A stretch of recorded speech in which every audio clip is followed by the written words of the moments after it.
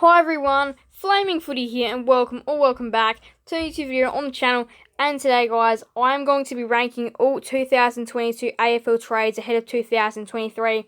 Now I did do this video a couple of months back, but today I've decided to go ahead and do it again before the AFL season is starting. Now the AFL season is still a little while away and there's all the chance that some of these players could get injured, but the AFL season is coming pretty close now, it's just around the corner. So in today's video, I'm going to be ranking all these players as to how well I think they'll go in 2023 and what a good pickup I think they were. Alright, so again, it's pretty much the same tier list as last time. It's just a couple of months on before the season.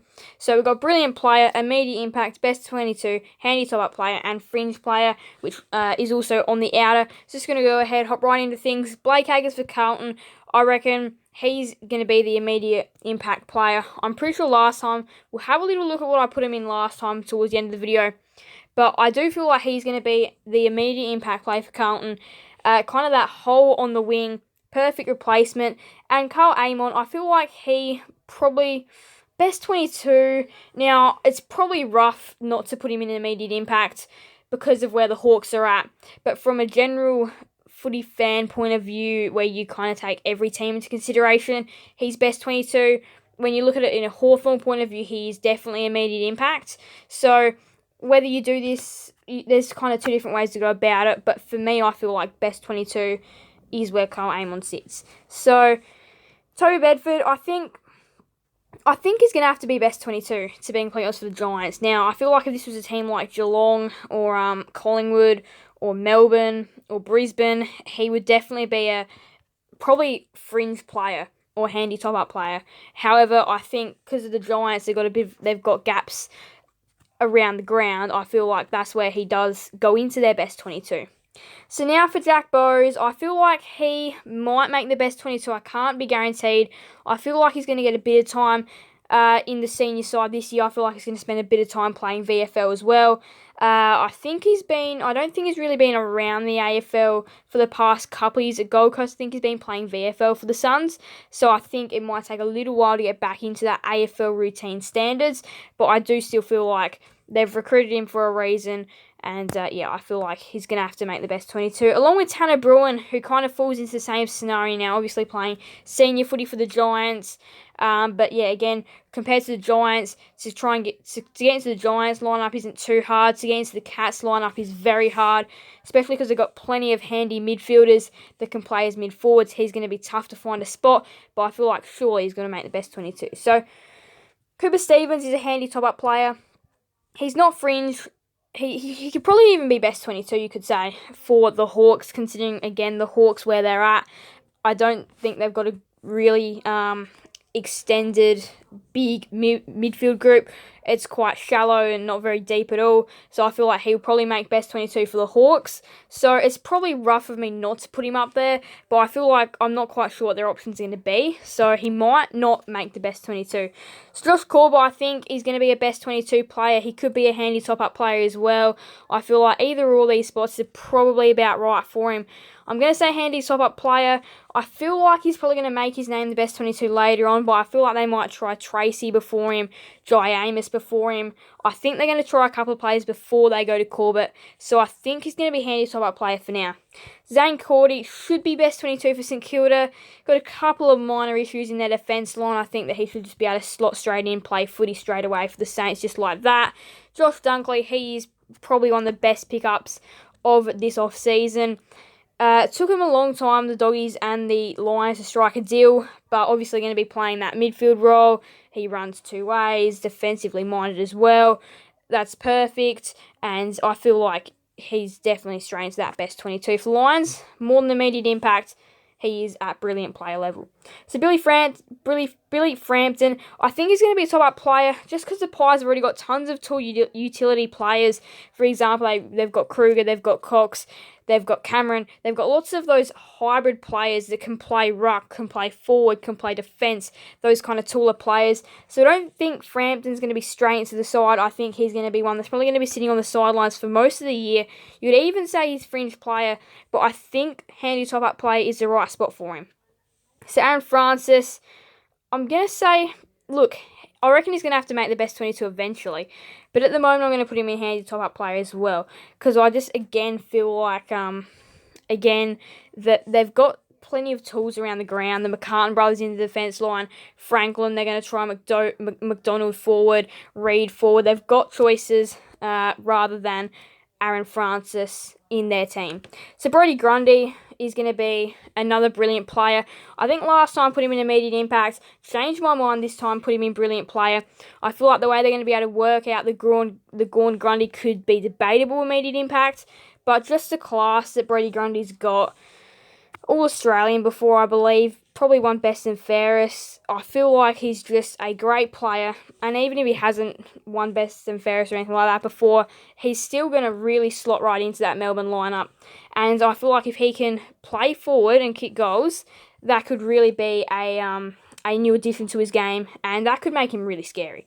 So Jack Gunston, I'm going to say he's in immediate impact. I'm pretty sure last time I put him in best 22, this time immediate impact for me. Look, he's going to go in, he's going to score goals right away. He knows how to score goals. He knows how to get a bag. He could easily snag a bag of 5 in round 1, easily. That's just Jack Gunston capability. That's exactly what he can do. So I feel like that addition he's going to make an immediate impact. So Bobby Hill for me goes in best 22. I feel like, again, kind of a similar to Toby Bedford's story. It is harder to get into this Collingwood best 22 though. Although he's a crafty player and can do a couple of things with ball in hand. I feel like Toby Bedford well, I just feel like Toby Bedford's better than Bobby Hill. But again, though, I feel like it might be hard for him to get into the Collingwood lineup, so you can put him in handy top-up play, but I just feel like the skills that he has, probably best 22 rank. So now Jacob Hopper, I'm going to put him in, brilliant player. I'm going to put him at the start of immediate impact. Now, I do feel like he is definitely a brilliant player, but I feel like there's going to be a couple of other players that are going to go up in there that might be hard to contend with, but I feel like the duo, let's just chuck Tim Taranto in there as well. The duo of Richmond players are both going to make an immediate impact, and it's debatable they could go into brilliant players, but I just feel like these two players are going to make an immediate impact to Richmond, and they're going to show their class, and they are on the younger side of things as well, which makes them really handy and valuable pickups. So Jason Hall-Francis now, I'm going to say that he's going to make an immediate impact. But the ways that he's gone in 2022, you can chuck him to best 22, but I feel like just the class and how young this man is, got a lot of footy future ahead of him. I think he's going to make an immediate impact being more happy back in his home state of South Australia. I think that's going to have to make him more happy. It's going to have to make him push towards this immediate impact. So Lockie Hunter, I'm going to give him a best 22. Now, I don't know how the Demons got him this cheaply. They got him really cheaply, to be completely honest. And the Doggies just had double blows everywhere. Dunkley, then Hunter goes. They've had a lot of losses in that midfield area. Still got McRae there, but and the Bont and all that. But Lockie Hunter, best 22 for me for the D's. Even though it is quite a tough midfield to break into, so you could easily put him a handy top-up player, which I reckon I might actually do that. Although I guess on the end of best 22 could be reasonable. So Jaden Hunt, I reckon, look, just because of the scenario where the Eagles are in, I think he's going to make an immediate impact.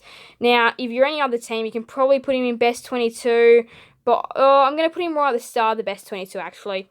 I think that the Eagles they need some run off that half-back line, and Jaden Hunt is going to be able to deliver exactly that.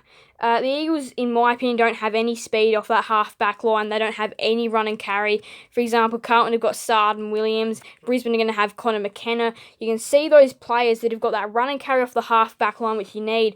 And before that, the Eagles didn't have any of that. Now with Jaden Hunt in the team, that's a massive addition to their game. So Luke Jackson, for me, goes up into best player. He's so young. We've seen what he can do with ball in hand. He can kick goals. He can be a ruck. He can be that hybrid midfielder, which is what the Fremantle Dockers are planning. I think that's the perfect role for him. Best player. So Liam Jones, now he's definitely going to be able to fix up this Western Bulldogs defence line. Just where in best 22 does he go? I reckon he goes above Zane Cordy, but not above Toby Bedford, however. Now look, the Doggies, this is an absolute no-brainer. Chuck him in the best 22. You need help in your defence line, the Western Bulldogs. They've got holes in their defence line. That's what's made them so vulnerable. Otherwise, they probably would have really done well in 2022 had they had a better backline. He's going to have to help this problem out. Junior Rioli, I reckon, is going to go in, and I reckon he's going to go in, and I reckon he's actually going to go in best 22. I think he can go above Bedford. No, you know what? I'm going to put him there, below Jones, but above Cordy. I feel like best 22 for Junior Rioli. He does have some good skills about him, though. I reckon he's going to sit in best 22 for now, though. So Rory Lobb, I'm going to have to put him in immediate impact for the Western Bulldogs. I feel like the tricks that he's got, and just how he marks the ball is really good. He was one of Fremantle's best in 2022. Definitely sad to see him go for the Fremantle Dockers. And yeah, definitely now for the Western Bulldogs, definitely happy to have him there at the Dogs. I think that he's definitely going to help out and add a whole new dimension to that forward line. So Griffin Logue is going to be best 22, but I feel like he could be an immediate impact depending on where they play. I'm going to put him there.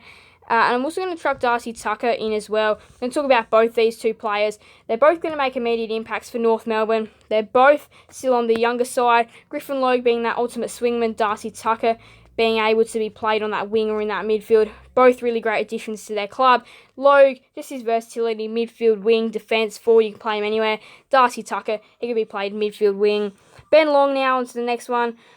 And he has got to be best 22 as well. He's got to go above Bobby Hugh, in my opinion. I feel like, again, run and carry off the back line for the Suns is going to be a great addition. Dan McStay is the next one, which I feel like, again, he'll be quite a good pickup there for the Collingwood Footy Club. I'm not sure whether he's actually going to go ahead and make the best 22.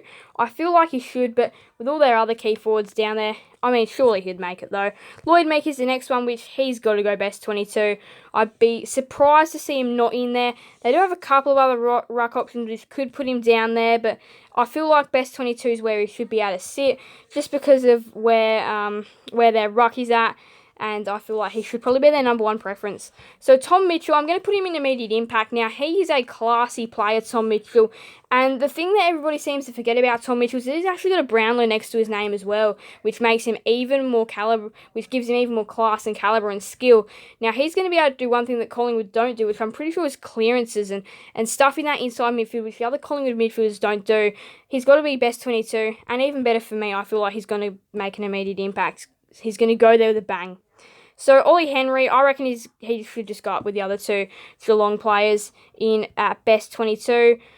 Now again, similar to Tanner Bruin, they've both got traits about them, which are those mid-forward roles, which again may be hard to score at the Cats, but I feel like sometime throughout this year, they're going to have to give these three guys a go, especially, all three of them a go. Considering their team is filled with a lot of older talent, they need to get this young talent ready to go for these up-and-coming years when these older players retire. And I feel like this is going to be a good opportunity, especially when they're on those later on rounds, when they're already comfortably in the top 8 and top 4 mix. That's when they should be unleashing some of these younger players, really get some game time into them as well. So Drago O'Meara, I feel like he is definitely going to be best 22. It's just where in the best 22 do I put him? I think I'm going to put him above the two. No, I'm going to put him below both North Melbourne players. I feel like he's going to add a different feel to Fremantle's midfield, which is exactly what they'd want. Again, quite a classy player from Hawthorn. On to the next one, Isaac Rankin. I feel like he does go brilliant player as well. Now, there has been claims that Crows might play him in the midfield. Personally, I don't think that should happen. Maybe like 90-10 or 80-20 midfield. You cannot be giving him any more than 30% midfield time. He's got to be in the forward line. That's where his tricks are. And the Crows don't have a bad forward line. He'd partner well with Rochelle, but again, though, I just feel like that's where he's naturally meant to be, is in that forward line. If they don't play him there, I feel like that could be a little bit concerning. They need to play him in the forward line. So, next one, Josh Schache. I feel like the D's have got plenty of tools around the ground. They don't really need Josh Schache to be in their side. Will Setterfield, best 22 for the Bombers for sure. I'd be very surprised not to see him in there. Adding height to that midfield, which needs, I feel like, is perfect. And we're going to finish off the last one with Sam Wiedemann, which I think, again, probably for the Bombers forward line should be best 22. And, look, we're going to have to chuck a couple down into fringe. I think, this is a tough one. I'm going to put Schache into fringe. I'm going to put Hunter into handy top-up. And I'm going to put, I reckon that's it. I reckon that is my tier list for this year. Heading into 2023, I reckon this is the updated tier list. Let's just go ahead and compare it to the last one. Alright, so here was the tier list that I made a couple of months ago. You can see that there's actually pretty different as well. You can see there that I've got a couple more in the fringe, and then if you go to this year's, this is this year's. So yeah, you can have a little look and you can see what's different from both of them. But yeah, I feel like this one is definitely more on the ball towards this round one feel, and I feel like, again, yeah, this one is just my updated opinion on how I feel like these teams are definitely going into 2023 and where I see these trades and how good they were before the 2023 AFL season starting. So thank you guys all so much for watching. Make sure to leave a like and subscribe and hit that notification bell. Send you guys never miss another video on the channel. Thank you guys all so much. Bye everyone. Flame for the out.